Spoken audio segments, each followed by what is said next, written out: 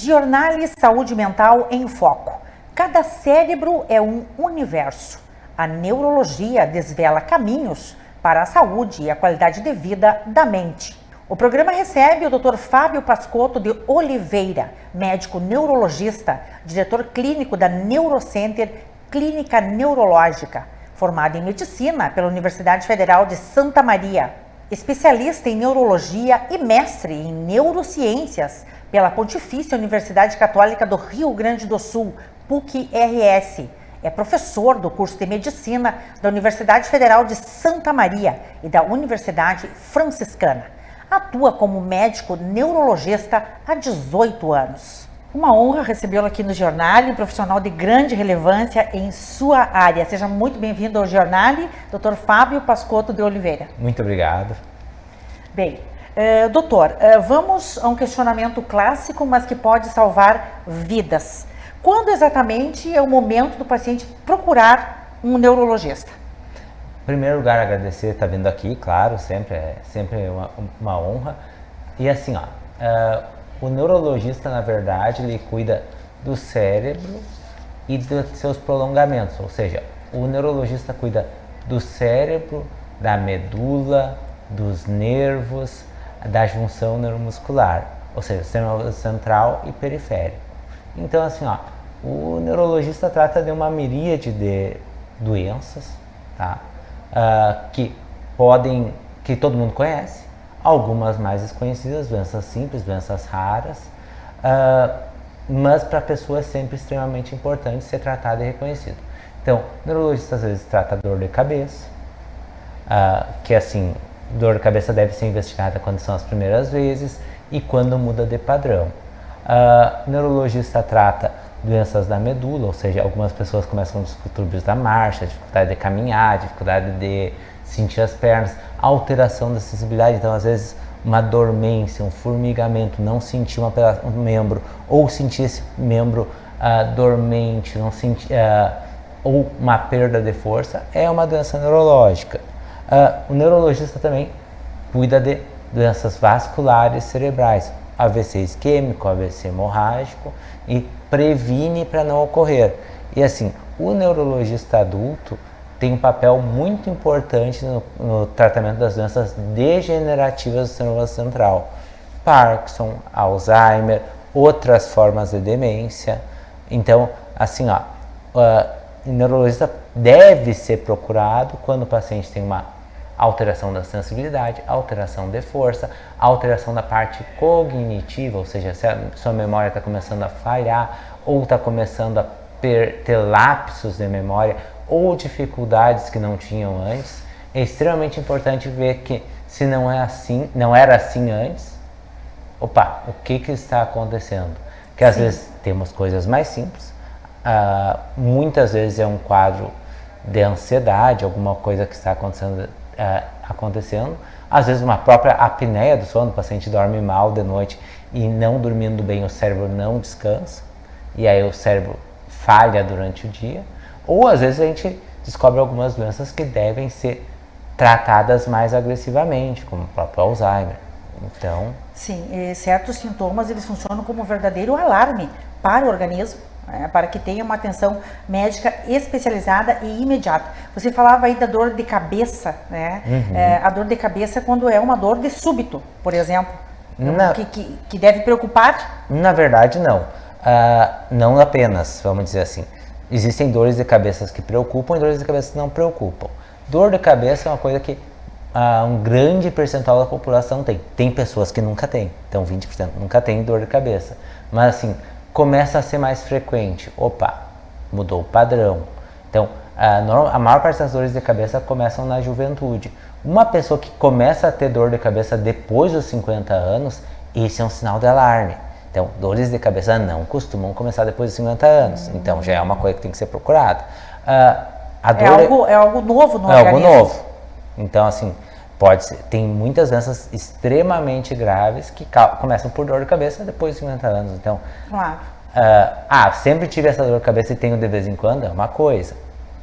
Tá? Ou uma dor de cabeça que é resistente, ou que se torna frequente, ou que tem uma mudança de padrão, tudo deve ser investigado. Se a gente não investiga corretamente, vai ser problemático. E é importante aprofundarmos sobre esses sintomas, porque o paciente pode considerar que é normal, que vai passar e deixa de fazer um tratamento precoce, né, e prevenir contra alguma questão neurológica persistente e que muitas vezes é irreversível. Sim. Né? Outra coisa que as pessoas às vezes vão deixando é tremor, ou até uma dificuldade de caminhada. Tremor muitas vezes pode ser o início de um Parkinson, pode ser, tem pacientes com 30 anos que têm Parkinson. Então, pacientes novos? Sim, tem pacientes novos. O próprio Michael J. Fox, a criadora do De Volta para o Futuro, começou com 29, se não falha a memória. Então, tem pessoas que são extremamente jovens que podem ter, por mais que não seja a causa mais frequente de tremor nessa idade, a gente sempre tem, às vezes, tem que dar uma investigada.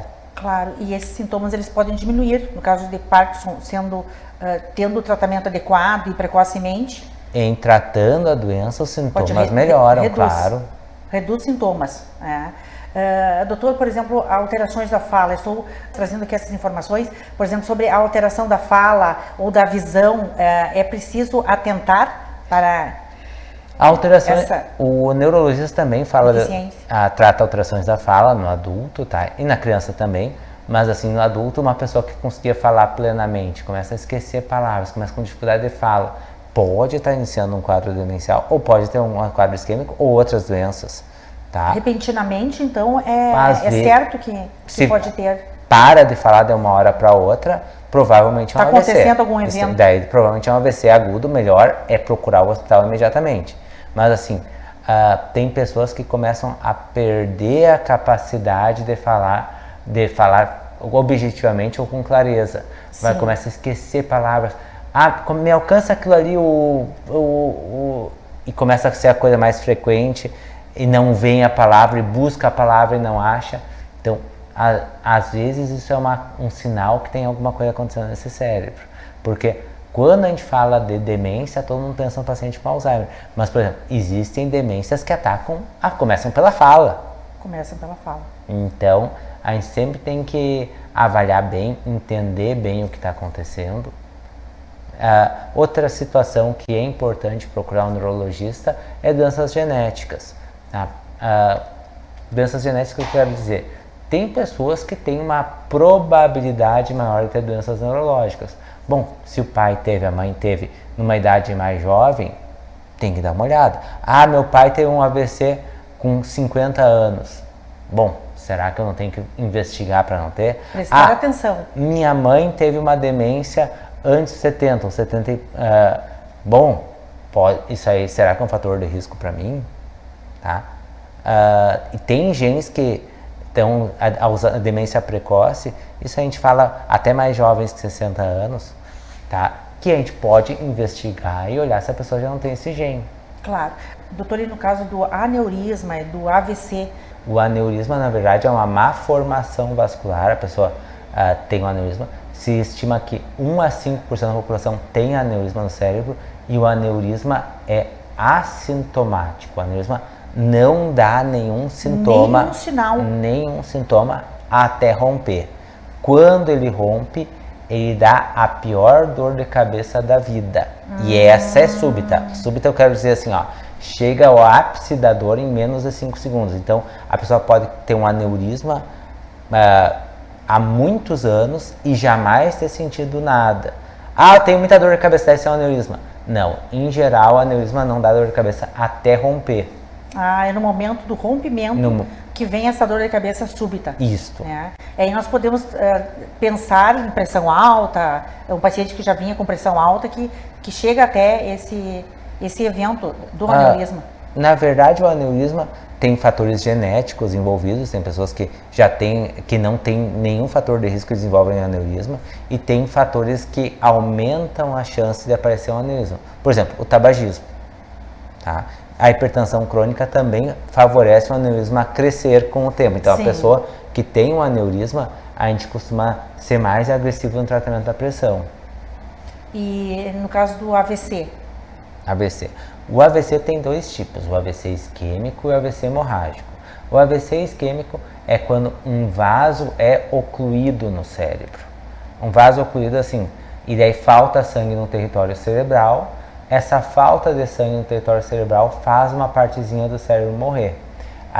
Atualmente a gente consegue reverter com medicamento, isso no hospital, em até 4 horas e meia, abrir esse vaso e proteger o cérebro, salvar esse cérebro, e dependendo do tipo de vaso, até 24 horas, em alguns casos até se repensa algumas outras coisas, mas o AVC isquêmico é quando um vaso é ocluído. O AVC hemorrágico, por outro lado, é quando um vaso rompe e daí tem um derramamento de sangue no cérebro, por isso que o pessoal chama de derrame, talvez. Sim. Mas assim, e aí é um quadro que é, em geral, mais grave, tem mais associação com hipertensão, tá? E são doenças semelhantes, que a pessoa pode, de uma hora para outra, paralisar um braço, paralisar uma perna, tá? Parar de falar. E outro capítulo da neurologia que eu não havia comentado são as doenças autoimunes cerebrais, inclusive a esclerose múltipla, que Santa Maria é a maior incidência do Brasil. A esclerose Santa Maria? Sim. Santa Maria tem a maior incidência do Brasil da esclerose múltipla, que é uma doença autoimune de jovens, que a pessoa começa a ter um ataque imune cerebral às células cerebrais, e a pessoa começa com uma doença degenerativa, em algumas situações, se não tratada, ou crises que a pessoa perde funções corporais. Aí sim, pode perder a visão, pode perder o equilíbrio. E existe dados do porquê desse índice altíssimo em Santa Maria? Ou não se sabe muito bem o motivo. Claro que nossa realidade aqui, a gente tem uma descendência de pessoas, principalmente pessoas provindas da Europa, que é a doença mais frequente. Exatamente. Então, talvez tenha relação, mas claro que Caxias também tem, Bento Gonçalves também tem. Então, não é só isso. Talvez tenha algum fator local. Tem algumas cidades, alguns lugares no mundo que a gente sabe que tem um fator local que favorece até infecções virais, mas Santa Maria, no Brasil, é o lugar que mais tem esclerose múltipla. Doutor, você está trazendo... Incidência, né? Incidência. Não, desculpe, percentualmente. Percentualmente. Você está trazendo informações bem importantes aqui no jornal, e por isso estamos aprofundando nestes assuntos neurológicos tão imprescindíveis para a nossa saúde. E vamos a um assunto também importantíssimo, que é sobre demência, que vamos dizer que aflige milhões de pessoas no mundo. Doutor, como tratar demência? Como suspeitar de demência? A demência, assim, primeiro vamos conceituar o que é demência.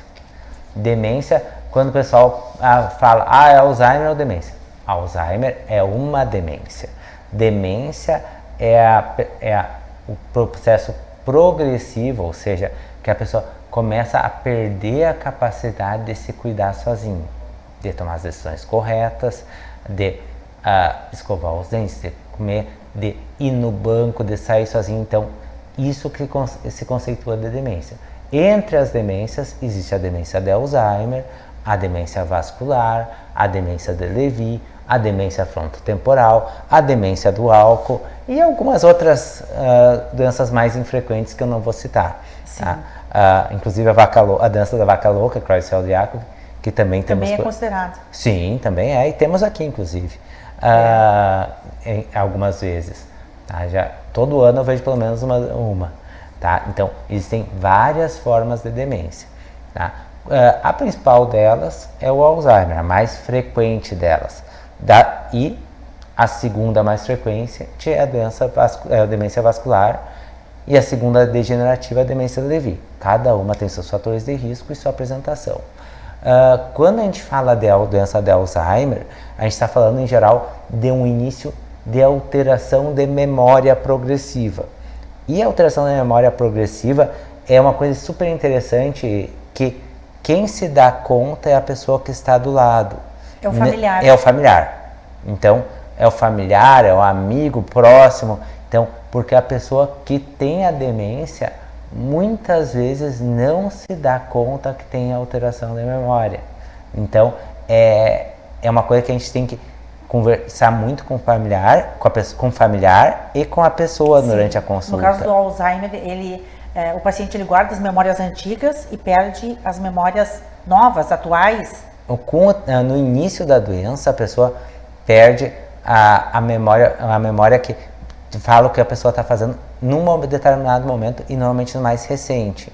É muito mais fácil a pessoa esquecer o que almoçou do que o que almoçou no dia do casamento. Sim, ela perde a memória atual e não as antigas. Perde também com o tempo. Também? Também perde. Mas assim, como é que a família vai percebendo isso? O que a família percebe e deve se dar conta? Assim, ó, o pai está mais repetitivo. O pai já me contou essa história. Ele repete a história. Repete a história. Sim. Mas ele já pergunta a mesma coisa muitas vezes. Mas que horas a gente vai? Que horas mesmo? Aonde a gente vai? Quando a gente vai? Sim. Então, começa a perguntar muitas vezes a mesma coisa. Isso é o começo, em geral. Às vezes começa a dar confusão com a parte financeira, até os golpes, que o pessoal está caindo tanto toda hora. Então, pode acontecer isso, os golpes de celular que está acontecendo. Qualquer um pode cair em golpe, mas assim, fica mais fácil de enrolar. Claro, a incidência maior. Fica mais fácil de enrolar. Então, a pessoa tem que prestar muita atenção nessa parte de memória e normalmente é isso, repetição e perguntar a mesma coisa muitas vezes. E sempre se perguntar, mas será que meu pai ou minha mãe eram assim há 6 meses? Porque assim, 90% dos pacientes que chegam para mim no consultório, que a família está suspeitando de demência, já estão no estágio moderado. Não é nem inicial, é moderado. Moderado. Por que já chega moderado? Porque a família menospreza os sintomas achando que é tudo idade. Ele está perguntando a mesma coisa muitas vezes. Mas está com 80 anos. Ele repete a mesma história. Mas está com 80 anos. Mas, ele quer justificar. Quer justificar. Mãe, tu já falou isso 10 vezes, eu não aguento mais ouvir isso. Falam isso achando que a mãe tem culpa. A pessoa que tem demência não se dá conta que está com demência. Quem se dá conta, e isso é extremamente estressante, é a família. É a família. A família. Por isso que dizem que a família adoece junto. A família adoece junto. Tem que se preparar para enfrentar um diagnóstico desses. Porque não é um esquecimento isolado, não é, doutor? Dentro das suas considerações, os sinais eles vão se repetindo e vão trazendo transtornos e vão acentuando esses... na verdade, esses sintomas vão acentuando. E outras coisas no próprio Alzheimer. Desconfianças de coisas que não existem. Estão me roubando. Vai lá, guarda uma coisa, não sabe onde é que está, roubaram, sumiu. Às vezes, assim, questão monetária, não está acertando as contas, não consegue pagar as contas direito, deixa passar coisa que não deixava passar. Sintomas mais tardios, se perder na rua já é uma coisa que é bem mais tardio, então, mas muitas vezes o paciente acaba chegando só na fase moderada porque menosprezam esses sintomas. Sim, então a demência ela compromete a memória, compromete o pensamento e a capacidade de realizar tarefas no dia a dia. Nós podemos concluir assim. No final acaba sendo extremamente grave, a pessoa fica incapacitada para tudo, até para se alimentar sozinha. Tá? A maior parte das demências. Mas cada demência tem as suas peculiaridades. Pega a demência de Lewy, a demência dos corpúsculos de Lewy. Em geral, o que começa? A pessoa começa a falar dormindo. Um dos primeiros sintomas é falar dormindo. Fala quando não... Começa a falar, os sonhos são sempre sonhos ruins. Começa a ver coisas que não existem. Então, a memória, às vezes, na demência de Lewy, por exemplo, é tardia. Não é a principal coisa.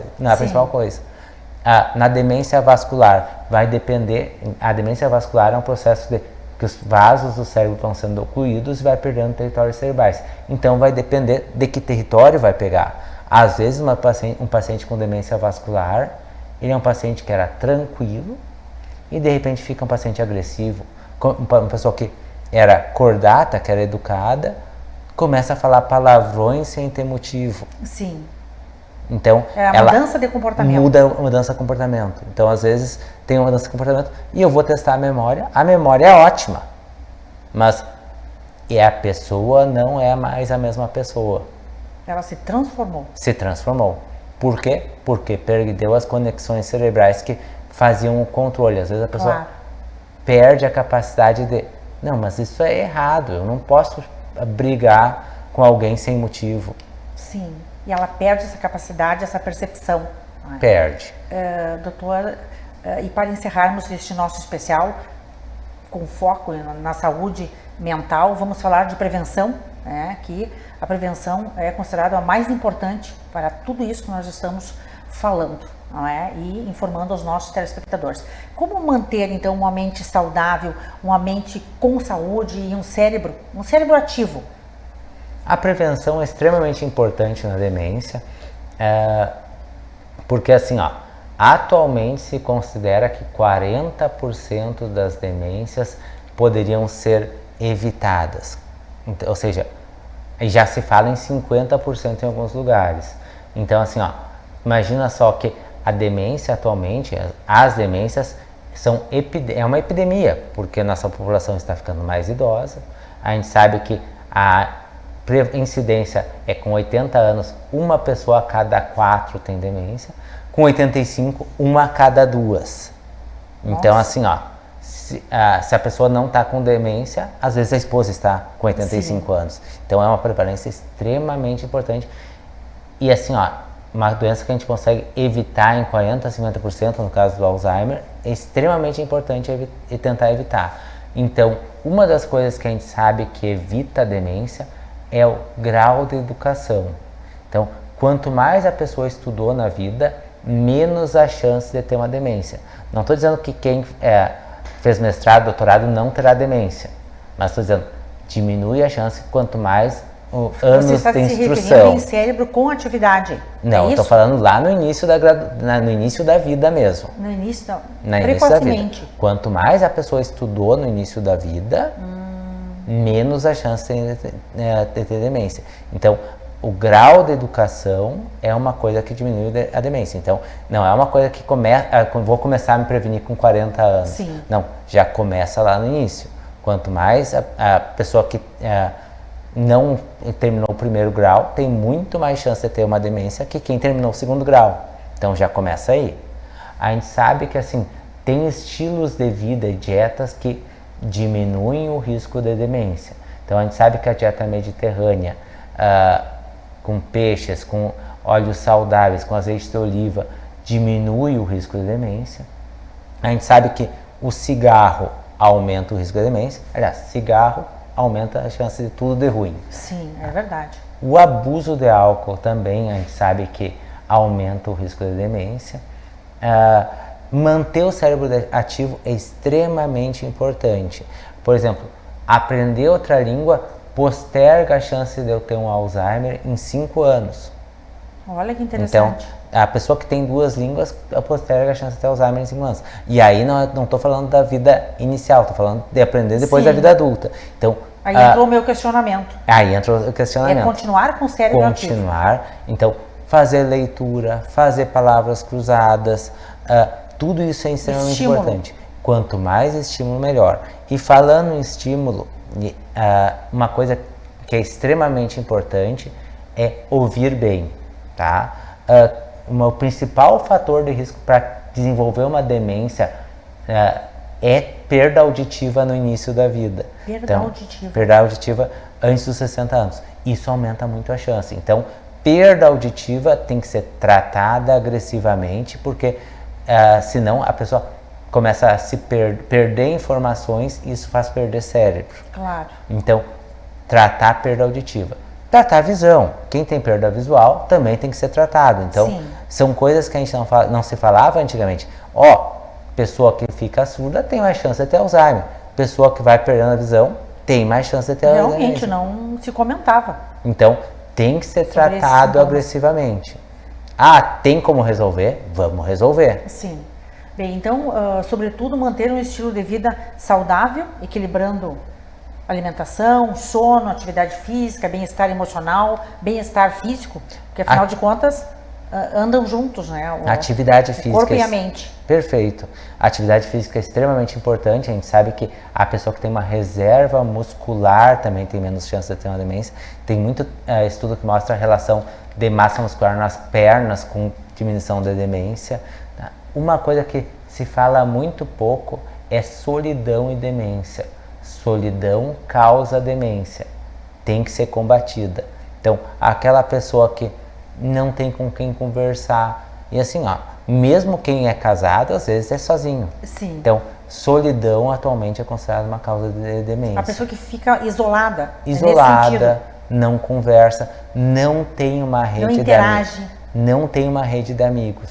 Ela vai se fechando? Vai se fechando e aumenta o risco de demência. Então, já tem estudos que mostram assim, ó, quem participa de grupos de amigos, isso também, fazer um esporte de grupo ajuda a socializar, então, Sim. manter as amizades, manter a socialização, aumenta as conexões cerebrais, isso diminui o risco de demência. Excelente, doutor. Vamos continuar socializando, então. Tem que socializar, é extremamente interagindo importante. Com amigos, interagindo com a família, relações saudáveis. Claro. Tudo contribui para o envelhecimento que todos queremos, né, com qualidade de vida. Exato. O sono tem que também, a pessoa tem um sono adequado, tá? A pessoa que dorme menos de 6 horas em 24, a gente sabe que aumenta o risco de demência. Também a pessoa que dorme demais aumenta o risco de ter problemas também. Então assim, eu durmo 10 horas em 24, isso também não é bom. Tudo tem que ter equilíbrio. Tudo tem que ter equilíbrio. Nem de mais, nem de menos. Nem de mais, nem de menos. Então, a gente consegue prevenir muita coisa fazendo as coisas de forma adequada. Sim. Tratar hipertensão diminui o risco de isquemia, diminuindo o risco de isquemia, diminui a chance de demência vascular, não deixar o diabetes aparecer, tentar tratar. Sim. Caso esteja, claro. Também diminui o risco vascular e diminui o risco cerebral. Então, ter uma vida saudável vai diminuir o risco de ter uma demência. Sim, bem, hoje recebemos uma aula aqui no jornal, né, sobre neurologia, questões bastante elucidativas e de relevância para a nossa saúde, para a saúde da nossa população, de quem está nos assistindo pela TV Santa Maria, pelo canal 19 da NET, naturalmente, pela Amigo TV e pelas nossas plataformas digitais. Já fica o convite para você voltar e continuarmos abordando outras questões tão pertinentes quanto estas, doutor, contando com sua expertise na área, na área cerebral. Foi realmente um presente para todos nós, sua participação aqui. Encerramos esse especial, então, com a certeza de que informamos com qualidade. Foram 3 blocos bastante informativos. Eu só tenho a agradecer a sua presença, a confiança no programa e, é claro, que o jornal está sempre à sua disposição. Muito obrigada. Muito obrigado. Fico à disposição. Quando quiser me chamar, estamos à disposição. Muito obrigada, foi um prazer. Prazer. Estamos encerrando esta edição do Jornal Saúde Mental em Foco. Contamos com a participação de especialistas em psiquiatria, doutora Valesca Ferreira, em neuropsicologia, Janaína Noal, e em neurologia, doutor Fábio Pascotto de Oliveira. Obrigada pela sua audiência, um agradecimento aos patrocinadores e apoiadores. Até a próxima edição.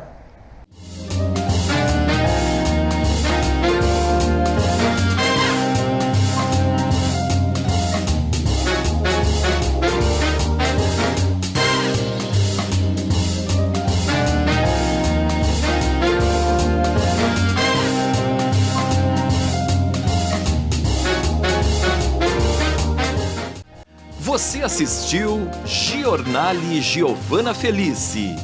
Oferecimento: Unimed Santa Maria, Zana, Pampeiro Volkswagen, Rede Super, Multirural Agrocerealista Ferigolo e Colchão Bioanatômico, único como você.